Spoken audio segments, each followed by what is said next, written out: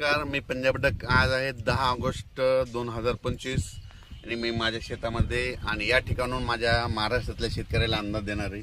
राज्यात सांगायचं झालं तर आणखीन जवळपास 10, 11, 12 राज्यात असं विखुरलेल्या स्वरूपाचं दररोज वेगवेगळ्या भागात पाऊस पडणारच आहे, म्हणून हा अंदाज लक्षात यायचा. म्हणजे सांगायचं झालं तर पूर्व विदर्भ, पश्चिम विदर्भ, दक्षिण महाराष्ट्र, उत्तर महाराष्ट्र, कोकणपट्टी, खानदेश दररोज वेगवेगळ्या भागामध्ये पाऊस पडत जाईल म्हणून हे प्राथमिक स्वरूपाचा अंदाज घ्यायचा आहे. पण काय झालं, हे करत असताना मला उत्तर महाराष्ट्रातल्या शेतकऱ्याचे फोन आले. उत्तर महाराष्ट्रामध्ये नंदुरबार जिल्हा, धुळे जिल्हा, जळगाव जिल्हा, नाशिक, येवला, निफाड, त्याच्यानंतर संगमनेरचे काय आले, श्रीरामपूर, त्याच्यानंतर कोपरगाव, त्या भागातले बरेच फोन आले की आमच्या भागामध्ये पाऊसच नाही, तुमच्या तिकडे पडतोय, फक्त पिकांना पाहिजे तसाच पडतोय, तर मग पाऊस कधी येईल. तर उत्तर महाराष्ट्रासाठी खास करून एक आनंदाची बातमी की उत्तर महाराष्ट्रामध्ये 15 ऑगस्ट पासून ते 22 ऑगस्टच्या दरम्यान जोरदार पाऊस पडणार आहे. म्हणजे तिकडं ना तुम्हाला सांगतो 16, 17, 18, 19च्या नंतर चांगला अतिवृष्टी देखील काय काय ठिकाणी होणार आहे, मुसळधार होणार आहे.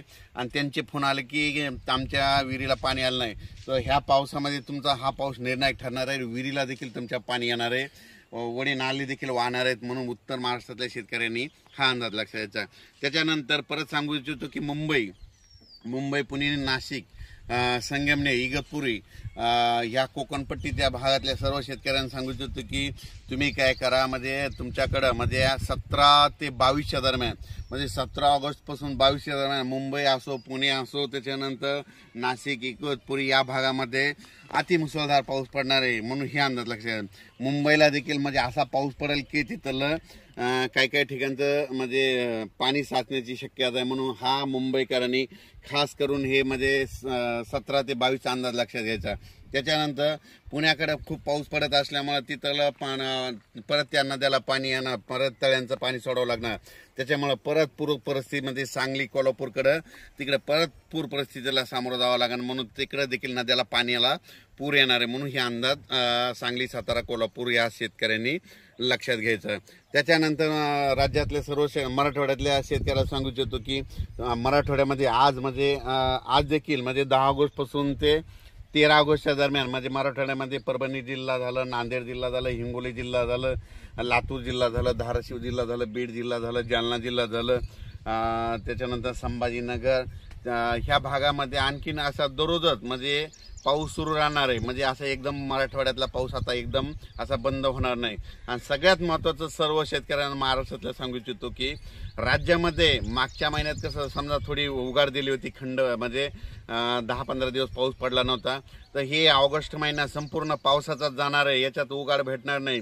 म्हणून शेतकऱ्यांनी काय करायचं, जशी वेळ भेटत तर काय होणार आहे की सकाळी 9 ते दुपारी 2च्या दरम्यानपर्यंत थोडं हवामान कोरडं राहील, ऊन पडणार आहे. तितक्यामध्ये तुम्ही काय करा, ह्या 14 तारखेपर्यंत शेतकऱ्यांनी कामं करून घ्या. कारण की 15च्या नंतर राज्यातला पाऊस वाढतच जाणार आहे. 15च्या नंतर परत सांगायचं तर पूर्व विदर्भामध्ये 16 तारखेपासून तर 22 तारखेच्या दरम्यान पूर्व विदर्भात देखील खूप मोठा पाऊस राहणार आहे. म्हणून पूर्व विदर्भातल्या 6 जिल्ह्यातल्या शेतकऱ्यांनी हा अंदाज लक्षात घ्यायचा. म्हणजे नागपूर, वर्धा, भंडारा, गोंदिया, चंद्रपूर, यवतमाळ, त्याच्यानंतर वाशिम, हिंगोली, त्याच्यानंतर बुलढाणा, अकोला, अमरावती या भागात देखील म्हणजे ह्या 16 ऑगस्टपासून म्हणजे 15 ऑगस्ट ते 22च्या दरम्यान चांगला मोठा पाऊस पडणार आहे, वडे नाले वाढणारा पडणार आहे. आणि तिकडं त्याच्यानंतर हे पाऊस जास्त विदर्भात असल्यामुळं तुम्हाला एक सांगू इच्छितो की विदर्भामध्ये जे खडकपूर्णा धरण आहे त्याच्या कॅचमेंट एरियात पडणार आहे. म्हणून खडकपूर्णाचं पाणी येलदरीला येते. मग ती खडकपूर्णा देखील ह्या 100च्या ऑगस्टपर्यंत 100% भरून जाणार आहे. त्याचं पाणी परत येलदरीला येतंय. येलदरी आता जवळपास 82 झालंय, तर ते देखील भरणार आहे. त्याचं पाणी सिद्धेश्वरला जातंय. ती सिद्धेश्वर म्हणजे ह्या पावसामध्ये 3 धरणं तर मात्र हे 100% ऑगस्टच्या शेवटपर्यंत भरणार आहे. म्हणून ह्या शेतकऱ्यांनी कॅचमेंट एरियातल्या म्हणजे लाभ क्षेत्रातल्या शेतकऱ्यांनी हा अंदाज लक्षात घ्यायचा.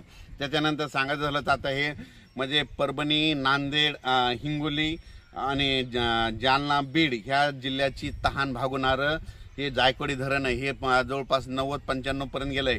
आता याच्या पूर्ण होऊन परत एकदा त्या तळ्याचं पाणी सोडावं लागणार आहे. कारण की तुम्हाला सांगतो नाशिककडे देखील म्हणजे 17 ते 22च्या दरम्यान मुसळधार अतिमुसळधार पाऊस पडणार आहे. परत ते मारुतीचं मंदिर आहे ना, दुतोंड मारुतीचं, तिथं देखील पाणी देखील लागणार आहे, म्हणून हा अंदाज परत एकदा त्या शेतकऱ्यांना लक्षात यायचा. त्याच्यानंतर सांगायचं झालं तर पश्चिम महाराष्ट्रामधल्या सर्व शेतकऱ्यांना सांगू इच्छितो की आज 10 ऑगस्ट आहे. 10 ऑगस्ट पासून म्हणजे धाराशिव जिल्हा, सोलापूर जिल्हा, त्याच्यानंतर सांगली, सातारा, कोल्हापूर, पुणे, दोन, कडाष्टी, बीड ह्या पट्ट्यामध्ये म्हणजे आजपासून म्हणजे दररोजच म्हणजे आज 10 ऑगस्ट पासून ते 22 ऑगस्ट दरम्यान दररोज भाग बदलत तसा 14 तारखेपर्यंत वेगवेगळ्या भागात पाऊस पडणार आहे. एकदम तुमचा पाऊस काही बंद होणार नाही, म्हणून हे अंदाज लक्षात द्यायचा. जशी वेळ भेटेल तसं तुम्ही शेतीचे कामं करून घ्या.